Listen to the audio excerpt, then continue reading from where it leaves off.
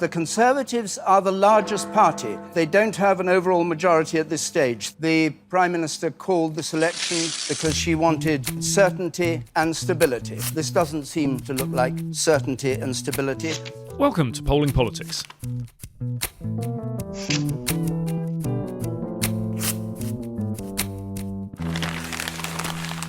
Hello and welcome to Polling Politics. I'm Joe Twyman from Delta Poll. And I'm freelance journalist Maria Conte. Every week, Maria and I round up the key political stories and statistics of the week, and we're also joined by a top guest from the world of politics to delve into the polling and public opinion in more detail. Our guest today is the MP, Dr. Stella Creasy. Hello. Doctor? It's only the bank manager calls me that. Oh, and people on planes, presumably, when you get upgrades, but then have to save people's lives. And then I have to admit that I am absolutely hopeless. If you're having a heart attack, I can tell you why you've got no mates, because I'm a doctor of psychology, not anything. And the kind of psychology my mother pointed out, I couldn't start a practice, so generally hopeless. It's only any good with a bank manager. Let's kind not of rule please, out, let's please not, don't hate me. Let's not rule out explaining why we don't have any mates. Could be useful. Would you prefer to be called Stella? What else are you going to call it? Stella! You can call me Mom, but it would be a bit weird. Mom? Dr. Kind of Juliet Bravo sort of way, you know. Dr. Creasy has been Labour MP for Walthamstow since 2010. Since being in Parliament, she's led campaigns on such things as payday loans and reproductive autonomy. But I want to begin by asking an important question. Stella, you were born in 1977. That is true. I was born in 1977. What did we do wrong? You moved to Colchester as a child. I did. I moved to Colchester Are you as a child. stalking me? Your mum worked teaching children with special educational needs. She did. My mum worked teaching now you're freaking children me with out. special You're really educational needs. freaking me Well, out. my question is, are you actually my twin sister? Oh, God, I hope not. Is that because you've met my real sister and you're worried about the fight that would ensue? No, it's because I know my real brother. Yeah, that's very freaky. I moved to Colchester annoyingly from Manchester, so from multicultural, dead exciting Manchester at the cusp of the indie revolution to small town Essex. You can tell it went down really well. And even now, 20 odd years later, I'm totally over it. I went from Buckinghamshire.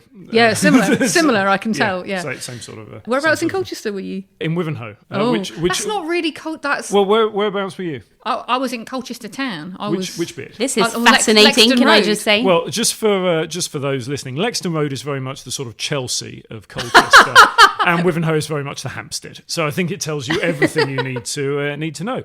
And that's all for Polling Politics this week. I always get told off by Will Quince, who is the MP for Colchester, for doing Colchester down, and it's a very changed. I have to say, like, it is now very posh. When I go.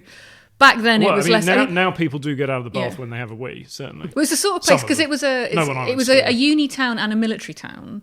So and also vibe. one of the country's largest areas of social housing as well. So quite a combination. But it basically meant from the age of 13, I could get into any club I wanted to because they were desperate for girls to go. So the Hippodrome, I used to go down Hippodrome on a Thursday night, and the Playhouse where there weren't any chairs, so nobody could throw them at each other. Classy joint. But also, I used to go to Essex Uni to go and see bands. I used to go to the Playhouse and the Hippodrome as well, and not get in. Yeah, I don't care. I was the person inside waving at you. Yeah. Under 5 foot tall, but totally saying, "Yeah, I'm 18." Yeah, and yet at 6'4", no one will believe me.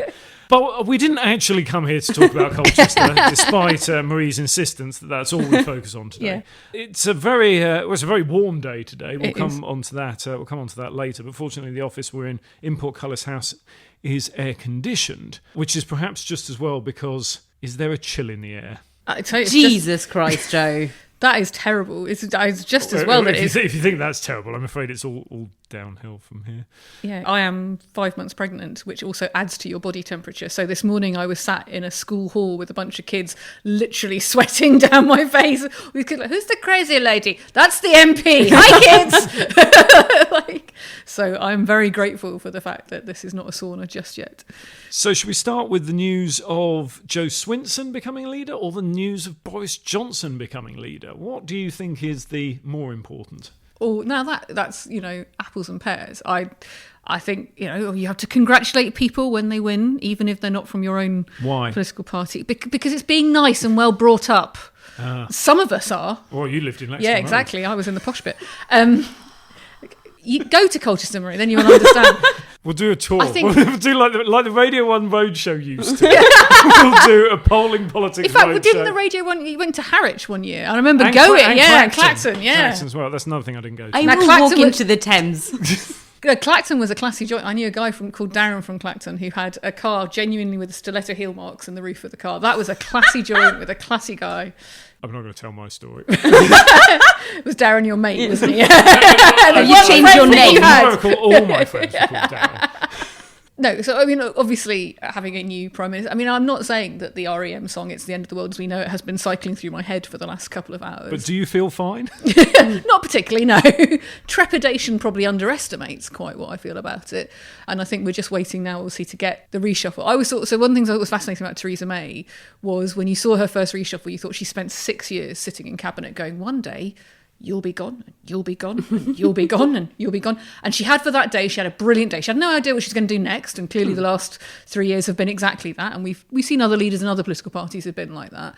It's a good test about whether a new prime minister is going to come in and go, do you know what, I've won, and therefore it's my responsibility now to genuinely unite people, genuinely go, how can we bring people together? Doesn't look like Boris has learnt that lesson from what he's saying. So it will be interesting to see quite who he appoints and what message that tells us about how he's going to approach the next, 12 weeks, which is all we've got until October the 31st, which is obviously Brexit. 100 days exactly.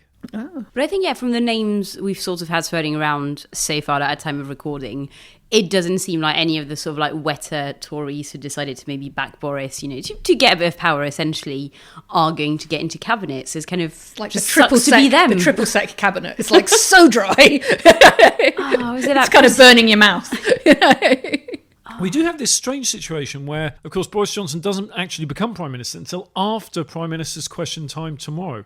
If you were Theresa May, how would you be approaching this? How drunk would you be? Would you just like, screw you guys, I'm going home? It's that horror film, I can't remember what it's called, the one where the law doesn't operate for 24 hours. The Purge. The Purge. It's going to be The Purge for the next 24 hours. And she's going to, there'll be a whole load of sudden laws and rules, and she'll just be like, I'm going to do it. I'd turn up in jeans. I love the idea of her doing a reverse PMQs, so just like going from backbencher to backbencher, being like, and the honourable member for X, never could fucking see your face, and yeah, just go around No, everyone. I think she's going to go a-ba-dip, a-ba-dip, zip it. You would just be like, it's my last day. All of you have made my life an utter misery for 3 years. You've done nothing. We've done nothing. You especially of all. It'd be like a whole, as I say, actually it would be a nice bookend, wouldn't it? Because I think she started her first day addressing some old scores. Maybe she should end her last day doing exactly the same thing. Because, 14 hours later, when you're going to have Boris Johnson as Prime Minister, all will be forgiven. So, Really, the rehabilitation of Theresa May starts now. I think we could, totally, or really started. Totally. That book tour is probably already booked. What would you do next if you were her? Go on a walking holiday. No. Go on a long walk off a short note. Look, I actually think, genuinely, Parliament at the moment is a bit like a lot of overtired toddlers. Everybody is frustrated. Everybody wants their own way. Nobody's really talking to each other in all political parties. It's not a great look for our democracy, and I don't think the Conservative Party, or indeed the Conservative current government, is going to be any different. I think everybody needs at least a week out just to sleep, calm down, eat properly. I sound like my mother. So Who's I also my mother. Well, as we've any mother. established. Just kind of like, seriously, kids, take some time out. And I think if I were Theresa May, I would, because it would be very tempting to lash out. I think even if you think she's been a terrible Prime Minister, which I do, you can't help but feel the human side of it's an impossible situation. Now, she wanted this. I have a friend of mine who has a phrase, if you want the bicycle, you have to ride it. Like, if you're the person who wants to be Prime Minister in that circumstance post David Cameron, you have to take responsibility for what happens next. And I don't actually think she has yet. But it has been to watch truly awful. It's like watching somebody do bad stand-up, and you don't feel hatred. You just want them to come off the stage now and, have a long drink and just put it down to experience. But one of the other things I always think in life is things can always get worse, and Thursday will prove that. So I say she's probably going to have the quickest rehabilitation, because it will be like, oh, can we go back to Theresa May, because at least it's not Boris Johnson. Yeah, I agree that it's kind of unhelpful. Like, a lot of people seem to be talking about Theresa May and kind of her legacy as a sort of binary choice, as kind of either saying, well, nothing was her fault, she was kind of dealt a terrible hand, or saying she was the worst Prime Minister who'd ever lived, etc. When actually, those things, I think, can work very well together. You can say she made lots of terrible choices, Yeah. but also people were shit to her in a way that they probably shouldn't have been. And like these two can coexist quite happily, I think. Yeah, So I I'm don't think we should denude her that she made very bad choices, and she consistently made bad choices, even when people were trying very hard to tell her not to. I think what is interesting is that Boris, I think, is different, and Boris wants to actively make bad choices for the shits and giggles. I mean, that's what's so frightening about it. You know, here is a man.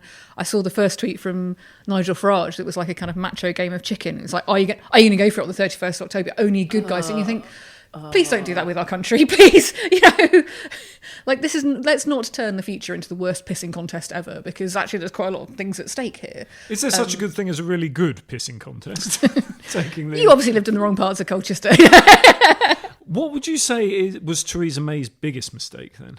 Look, I think the way in which she approached Brexit, it's very, very obvious now, and I think it was obvious at the time that. I didn't even vote for Article 50. I didn't even held an Article 50, not because I thought right from the start this is a terrible idea, but because I thought this is a terrible process. Now that sounds a bit nerdy, but you could just see starting a clock running without any idea about where it was going to go was not going to put you in a strong... People bang on about, don't take no deal off the table. It's like, no, don't set yourself a deadline without any clarity about what you actually want to achieve, because that deadline's going to come up very quickly. And I actually think it started then, the kind of bravado and sense that somehow being bullish was the way to deal with a situation when we were the minor partner. You know, it's just on sheer numbers alone. Europe is a big block of different countries with lots of different interests, and we kind of acted like it was one uniform group. I'm on the Council of Europe, so I go out to talk to lots of European politicians quite a bit, and they act like we're that awful, awful man your aunt married, 20 years ago. Finally, she's divorcing him and you're not going to have to deal with him at Christmas. And they could not wait for us to go. So going into that situation with this kind of puffed up idea that somehow we were going to get everything we wanted if we just dug our heels in a timescale that we'd set, just seemed to me catastrophically stupid as a way to start something which was a really complicated, very delicate negotiation. Well, thank goodness we've moved on from that. Yeah, but as I say, go back to things can always get worse. A year ago we were all arguing about whether her deal would be good enough. Now, like, no deal is a very real prospect. I think the Lancaster House speech was when it started going downhill quite steadily, of kind of putting all of those red lines around her and kind of like binding her and not quite understanding what those red lines would mean, I think, at the time. So saying, obviously that we would not accept X or Y or Z, but as far as I can tell, not quite getting that if you didn't get, X, Y or Z, you would lose sort of, like 3 equivalent things. And then just from there, it's just tumbled and tumbled and tumbled. Boris Johnson addressed the crowd at the announcement of the result and asked them, "Are you daunted by what's ahead?" Should everyone be daunted by what's ahead? Is it his equivalent of going, "Are you feeling lucky, punk?" It's kind of, I thought you were going to pick up on him calling everyone dude. I mean, you sort of think the Big Lebowski's just rolling around going, "Please, I've actually got please traumatic go away." amnesia about that. Yeah. But you should be daunted because he's our big, important... Look, even if you think Brexit is a good idea, if you think there is a deal to be done, that's still a daunting thing. And I just think you have the respect for Britain as a country and for its future to think, this is quite a big deal. It will take quite a bit of work and maybe we should show a bit of humility. As I say, what's been really striking over the last couple of years of being on the Council of Europe is just how that frustration generically with the UK has hardened. Like, nobody wants to take us for a cup of tea anymore. Nobody, because they have the sense not just that we're all like Boris, but that we're all like Farage. And that's really sad because, I think people like me bear responsibility for the situation that we're in, because we took for granted that people kind of got why it was good to be part of the union, why it was good to work with other countries, that generally, we could go out and work with other European countries on our own terms. And actually that isn't the case. And it's been a hard wake-up call for all of us who think that this stuff matters, that we're in this position now. That's not funny, but it's true. Try again and make us happy. It's just all Boris's fault. Yeah, terrible. Labour's done nothing wrong. We're great, But I can really agree, and I think it's quite similar to the immigration thing as well, of kind of people waking up at some point and saying about actually, there's been lots of anti-immigration people talking about it again and again for years. But it's not just that, it's the fact that no one, in kind of recent memory has made the positive case for immigration. So obviously you can wake up after a while and say actually it's the fault of those people kind of saying bad things and misleading things for years. But also there's never been anyone to kind of counter them. So the blame is definitely, I think, to be shared.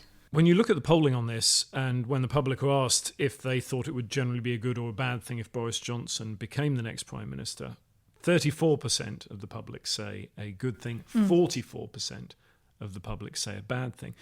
When you look at all the different groups, you find that Among Conservative leavers, 67% think it's a good thing, but compare that to Conservative Remainers, it's only 39%. Even Conservative voters at the last election, 52% think it's a good thing. Oh, the cursed number. In that instance, it's 52-27 rather than 48. So is that, I mean, because obviously normally when someone gets elected, there's a bit of a bounce because people, not unfairly, say, oh, well, okay, let's see what you're made of, let's see what you're going to do. Is that the worst starting kind of ratings for a new Prime Minister, or has there been somebody even lower? Well, 34% actually is not bad if you think that the Conservatives themselves were only on around 25%. So it could be that it's yeah. And I am aware that all politicians have like right now, estate agents and second-hand car salesmen are looking at me going, mate. What really interests me is the difference between men and women in this data. Yeah. So this was data that we did at Delta Poll just earlier this week. 43% of men think it's a good thing, 25% of women. Really big difference then. What do you think that might be down to?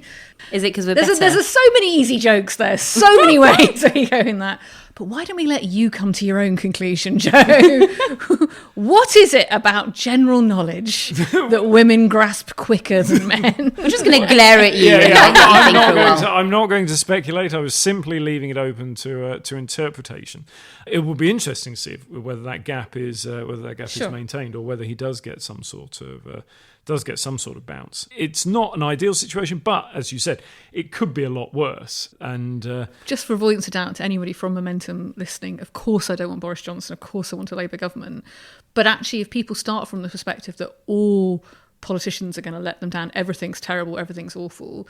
If you're on the left, when your job is to try and persuade people that collective action and working together is worthwhile, that is 10 times harder than people at least thinking, okay, there are choices and different directions to go, which one should we go in? And what depressive, the kind of plague on all your houses stuff, I joke about the second-hand car salesman and the estate agents, but it's very real, and it is very toxic, because it's sort of how we end up in a situation where people think, why not have a Prime Minister who will at least be, shocking on telly and it'd be worth watching? do you think that now he's won the vote of the membership, Boris Johnson will move to a more conciliatory position? Can you see that happening? Well, not initially from this reshuffle. I don't think anybody should underestimate Boris Johnson. We had to deal with him as London mayor, and there's a reason why he's got himself into the position that he's in. What I do think is that the numbers are not on his side. If you think we're at a point where they have a parliamentary majority of 3 right now, obviously there's the Brecon by-election, who knows what will happen with Charlie Elphick, but the chances of just getting anything done, and actually one of the things I think any Prime Minister has to be able to prove is their capacity to make things go forward. I mean, that's one of the downfalls for Theresa May. We just got to a point where it wasn't even a lame duck kind of government. It was a totally dead duck government.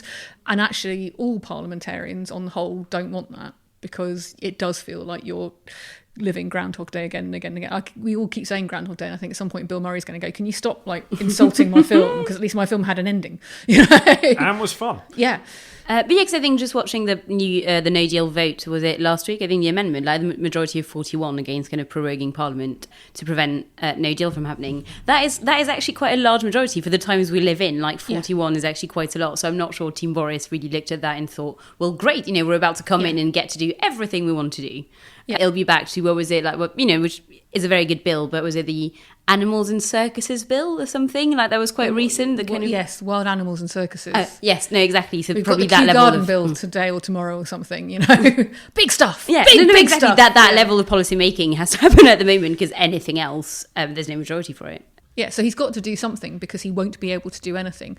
The risk with Boris, I think, is that, and to say why I was slightly wary of that quote from Nigel Farage, is rather than see this as a thing where you actually have to act like a leader. I mean, you are to the victor the spoils. You can be magnanimous.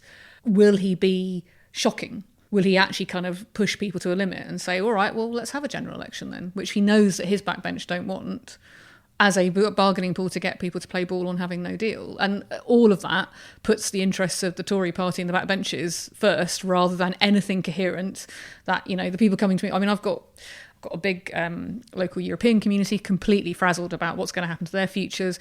Lots of people who work in industries that might be importing stuff just kind of going, what's going. People who work in the NHS going, we're back to buying fridges. I mean, it's it's unheard of. I still can't really, if I wanted to leave the country kind of for good, or at least for a few years, I still can't really do it, because I wouldn't want to do it until the settled status is kind of like definitely done, kind of, well, settled, ironically.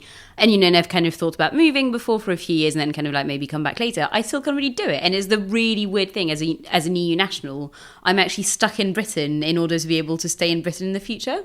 Yeah. And it's just kind of going and going and going. And I'm not sure. And I kind of have that chat with my parents sometimes. They're like, you know, are you only clear on your kind of like legal status? And it's like, nah, 3.5 years. So nah. basically, you're telling me your parents are checking that you're not going to go back to them. Oh, you know, my mum has Just said, checking. yeah. You're not. You're going to be stuck, aren't you, Marie? I know she has threatened to write to number 10 if I have to come back. So please keep her. Yeah, I also think what's really odd as a feeling is that in the run-up to March this year, actually there was quite a lot of public awareness about no deal. There was quite a lot of discussion about it. I mean, I was getting a lot of people contacting me just asking very practical questions about what would happen.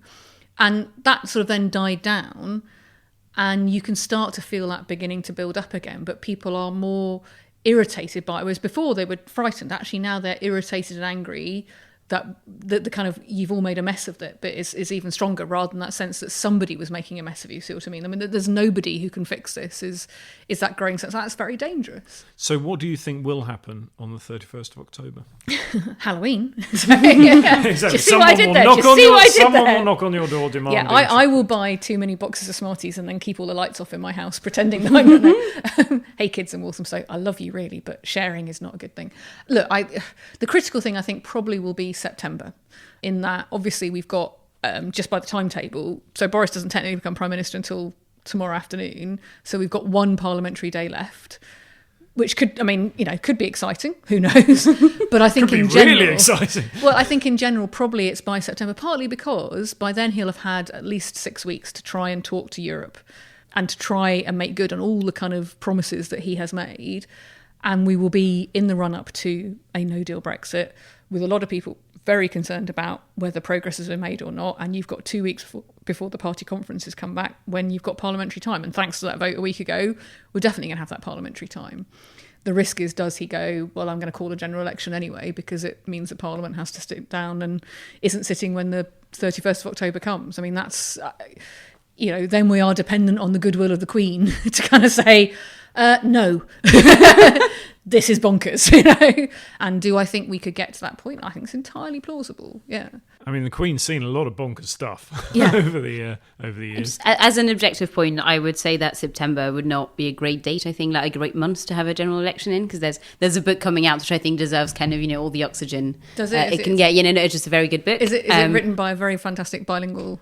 It is. I can remember her name. It's the tip of my tongue. But as a general I've thing, heard a lot I about would her on like Twitter. haven't you heard? It's yeah. Hey. But yeah, that would be my only contribution to Boris, to the Queen, to everyone. Like, you've done enough already to EU nationals. Please do not ruin my book publication month. There are some technical things about, because we've now got the fixed term parliament. So what happens if there is a vote of no confidence in the 14 days, and then we really are into unheard of kind of constitutional territory. But because it's no longer the case that a general election is automatically called. Yeah, you have 14. You have 14 days in which somebody else can form a government. So a government of national unity, for instance, is or not the Labour completely Party could have a pop at it. I mean, or a the government numbers, of national unity. Yeah, or the It's numbers not are still the completely same. outside, That you still have nobody has a majority, so they've got to form some form of coalition, which still gives one constant: the DUP are kind of more powerful than everyone. I want to talk briefly about the role of women in Parliament, but specifically the role of women as Prime Minister. Stella, you've been closely involved in a lot of the recent developments about women in Parliament, and we'll come on to that in a second. But I just want to ask you, if you were to ask the general public how important it was that a Prime Minister were male, what percentage of the population do you think would say it was important, either very important or quite important? It's going to be a bummer, isn't it? It's going to be a bummer, whatever the number. This is like when people ask me if Margaret Thatcher inspired me, and I'm like, I don't know, did Silvio Berlusconi inspire you? It's like, yes. Like, it's a lady. Well, you want to go to the Bonga Bonga parties. I want to own a TV channel and a football club. But no Bonga Bonga. Well, okay. What percentage? I wouldn't like to guess. Whatever the percentage is too much.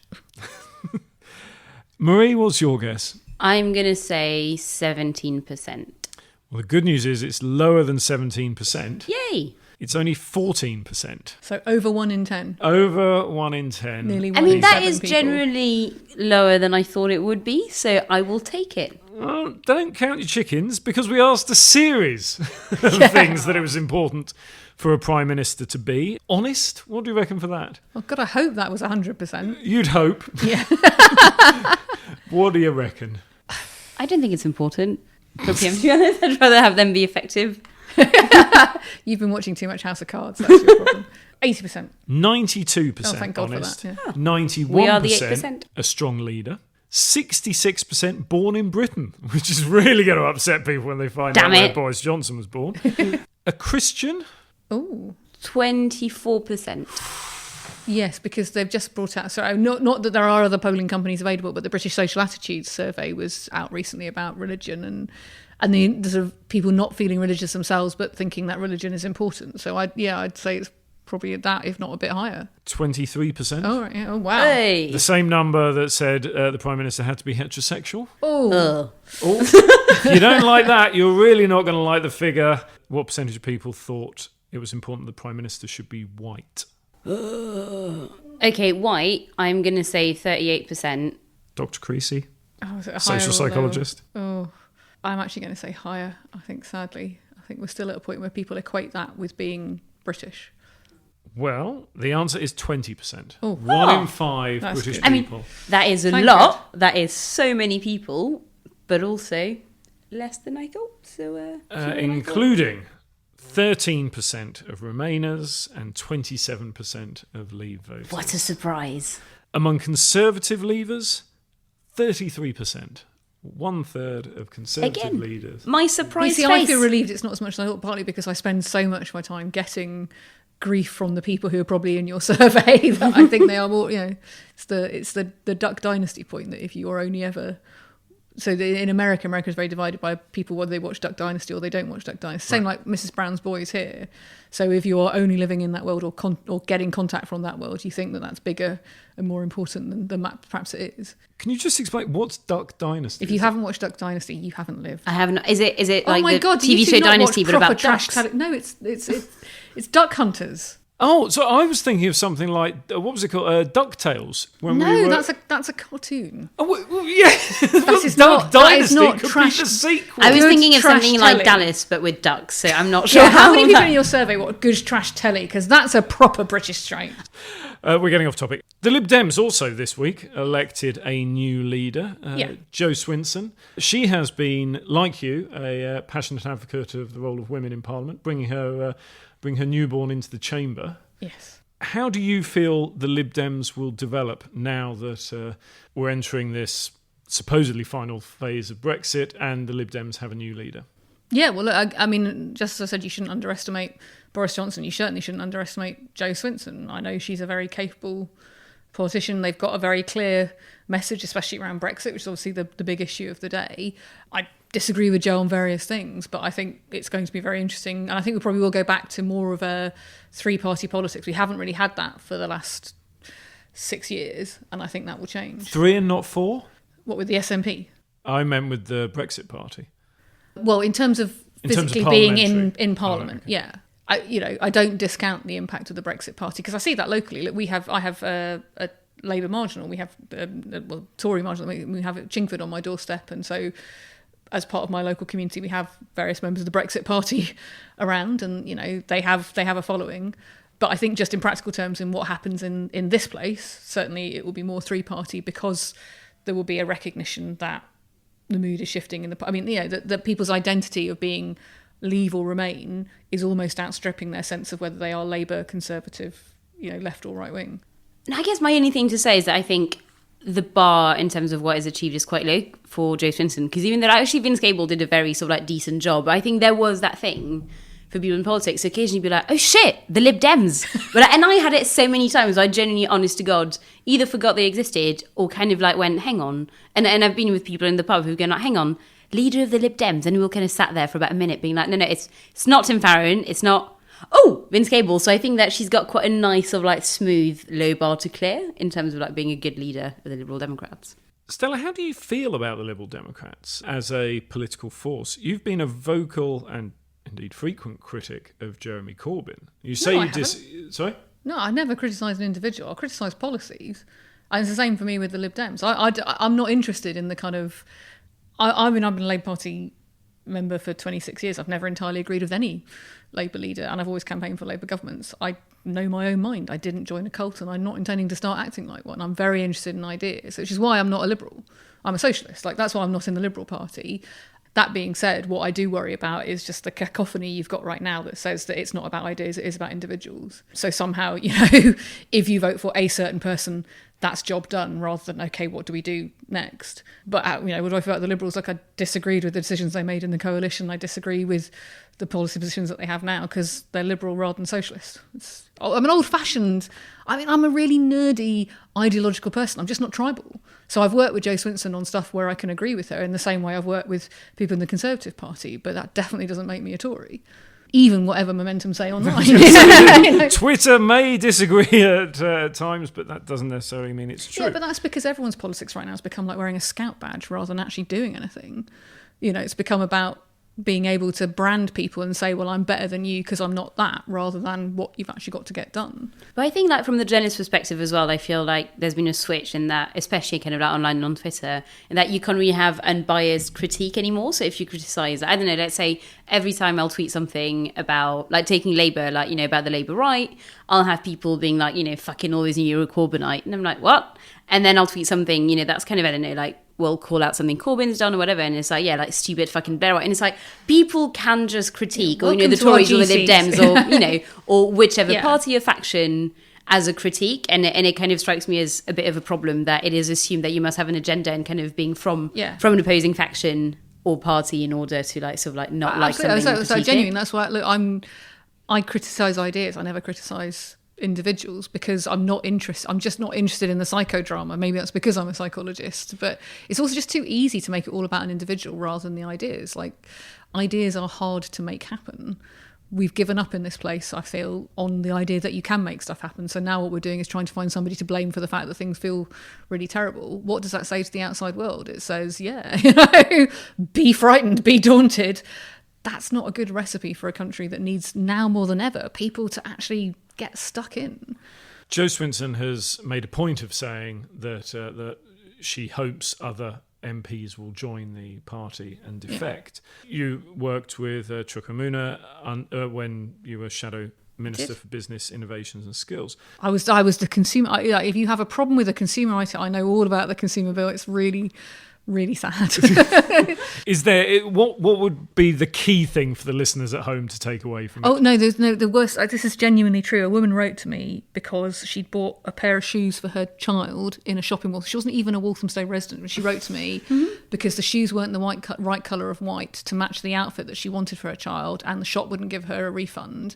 And it was my job to... And the worst thing is I thought, actually, I do know what your consumer rights are in this. So rather than going like, you're not a constituent, I ended up writing back to her. So you did write back? Well, and I was like, what am I doing? And what were her rights? Oh, well, because she bought them after October 2015 when the Consumer Rights Act came into play. It was whether she'd been provided with a reasonable good of a reasonable quality at a reasonable price.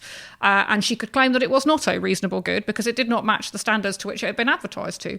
I don't know whether she got a refund, but she never wrote back to me. Maybe because she got this very long email. I will definitely email you about that stuff now. Don't. To all polling politics listeners, if you have a consumer rights issue. Exactly. Every week from now on, we're going to do your consumer rights with Dr. Stella Creasy. No, I'm a nightmare. My dad used to stockpile copies of Which, so it started early. Like my poor partner, when we went to try and buy a sofa, he was like, that one will do. I was like, oh no, we have to look at the various options. I mean, there's pictures of him just kind of asleep on the sofa going, please make it stop. Just pick one. Of course, yeah. Michael Young set up the Consumer Association and wrote the 1945 Labour Manifesto. He also, there's a long history of this. He wrote a very important pamphlet called The White Chip Teacups of Dover, which was very influential to this is partly the base of my PhD because it was about how you empower people. Yeah. I mean, that's like, because I'm from the co-op part of the Labour movement. Like, we are probably the most radical, nerdy, grassroots, slightly hippie bit of the Labour Party because it's all about people power. It's what really winds up some of the people a momentum when they, because it's one of my challenges with nationalisation, because actually we've got a national rail company in London, it's called TfL. They don't work with or engage with my residents at all. So I don't want that. I want genuinely people-led services. So when people say to me, oh, you're against nationalisation, it's like, yes, because I want to go further. And they kind of go, okay, I'm going to walk away now. So you and Toby Young must be best mates. Oddly enough. Toby and I have had many, but here's the thing, I think, is that politics right now is very short on kindness above all of anything, because kindness is the thing that allows you to be curious about why people disagree with you. We don't have kindness online. We just have vile and screaming and shouting. And actually that's happening offline now. So none of us are learning. Like, I always listen to Toby just to make sure that he's wrong. Because you have to keep doing that. You have to keep checking in. That is the Duck Dynasty thing. Like, if you're only ever listening and living in your echo chamber, then you could be really wrong about all sorts of stuff and you'd never know. And you get things really badly wrong as a result. Sometimes it's really important to listen to people just to confirm that, they are in a bad place. Just going back to the Lib Dems, can you see more MPs, either from Labour or the Conservatives, following Chuka and defecting? I don't get that vibe. I don't think that. I think people feel frustrated, absolutely. I think all political parties, like even in the Lib Dems, people feel frustrated, to say, with the state of politics, with our complete inability at the moment to get things moving. But I think that translates into wanting to get stuck into making right the ideas that you came into to politics to make happen. So actually what I get from people is a sense that they really want the Labour Party to be at its best, and it's not at its best right now. That's heartbreaking. And some of it, like anti-Semitism and racism, is not a policy question, that's a soul question. But what we do on Brexit, what we do on education, what we do on public services, those are all fights worth having. And I think people want to have those fights. Were you sad when the Labour MPs left for Change UK? Gutted. Luciana Berger is a good friend of mine, and if a friend of yours has to leave the political party that you've all been part of for decades because they are being racially abused, and you haven't been able to stop that, like that eats away at your soul. And I would love to get to the point where the Labour Party was in a state where Luciana could come back. Absolutely.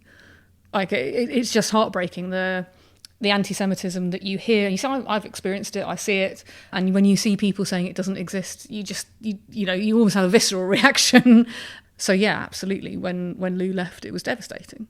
It's like therapy now. It's kind of... How do you feel?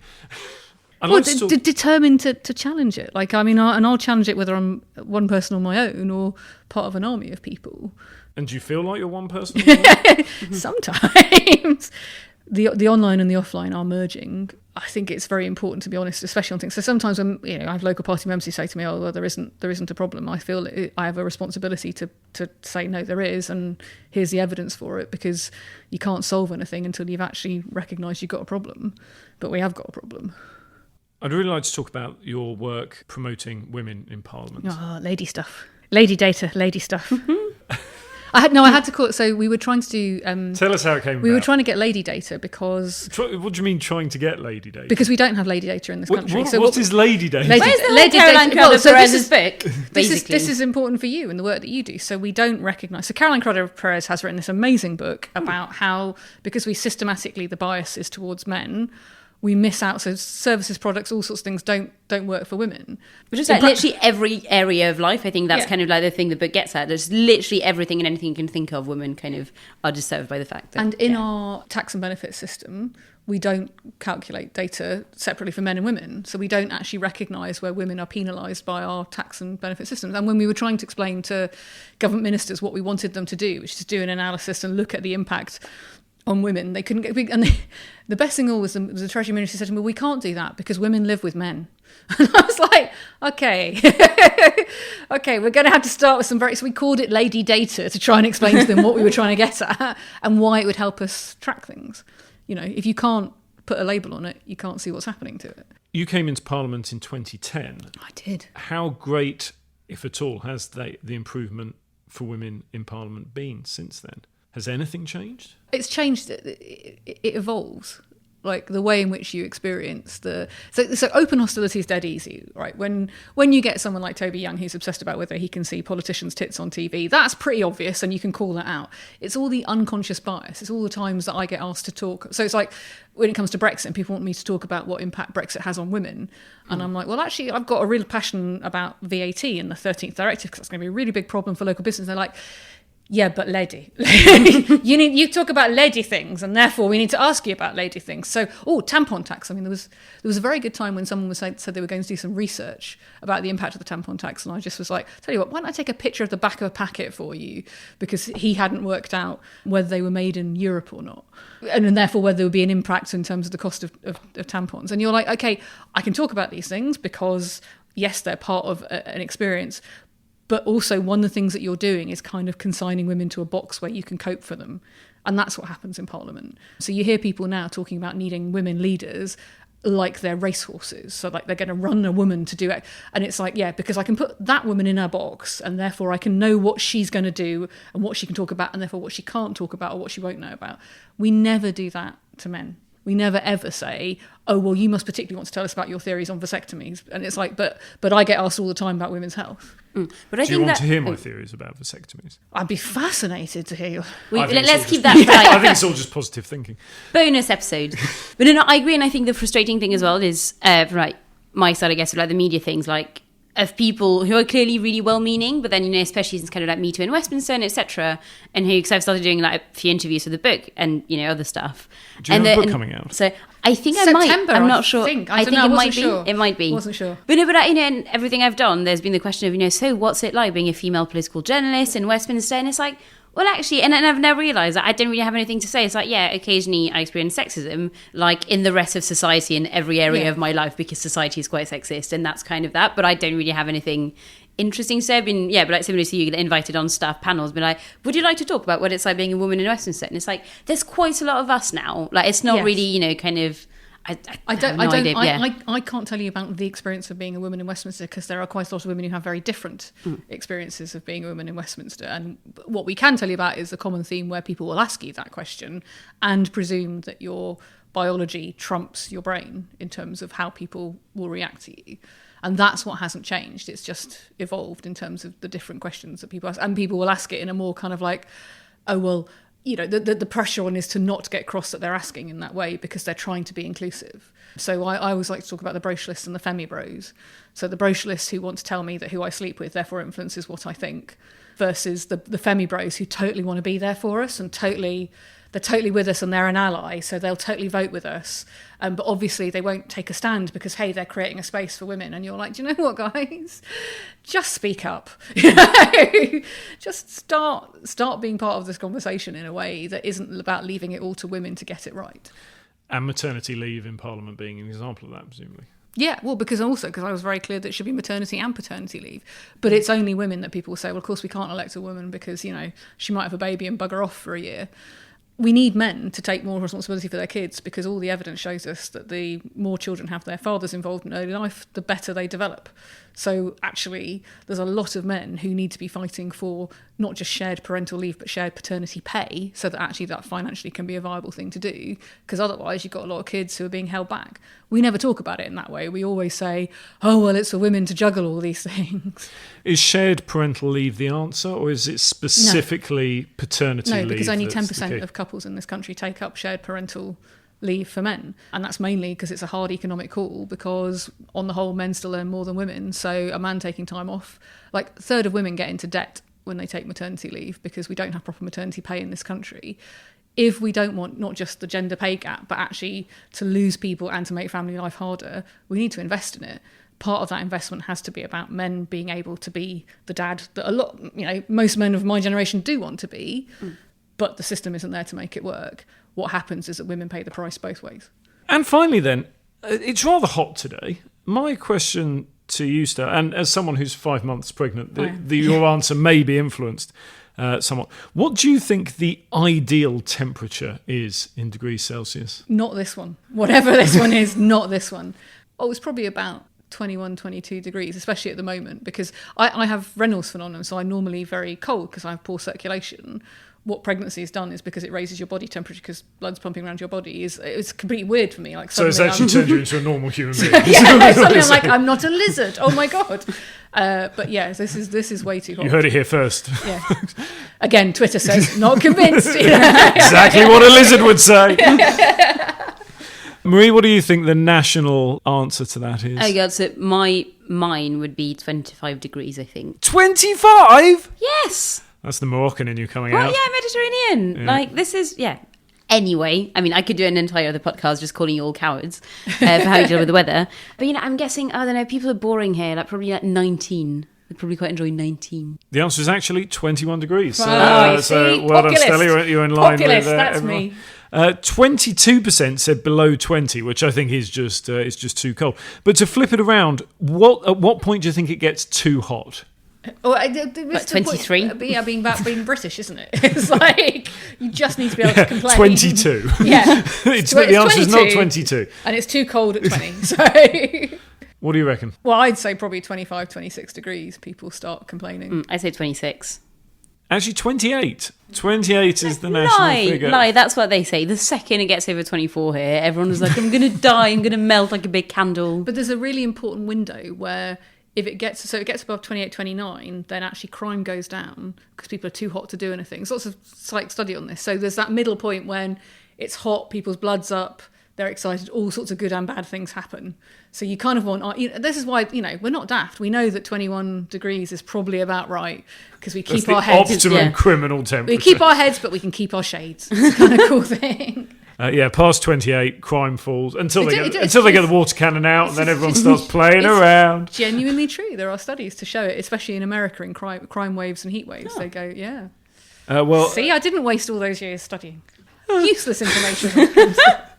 28% say that above 30 is too hot. I think we can definitely agree you are that is cooking too yourself. hot. I'd say above 32 is too hot, 32, 33. At the same time, a quarter think 25 or below is too hot, which I think if you think 25 is too hot, you're probably just cool off. But that explains why we're all sitting here sweating quite so profusely. That's because I turned the air conditioning off to get That you is heat. just you, yeah. Oh, well, fine, and producer Nick as well.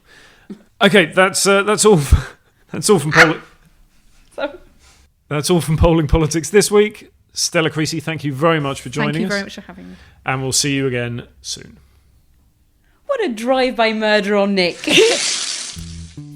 Please remember to like, subscribe, review, all these different things that help people hear about us, and do tell all of your friends and many of the people that you don't know, even if you haven't enjoyed the podcast. This is a Poddo podcast produced by Nick Hilton, and our theme tune is by Joe Button. For more details, go to podopods.com, and for sales and advertising, email nick@podopods.com.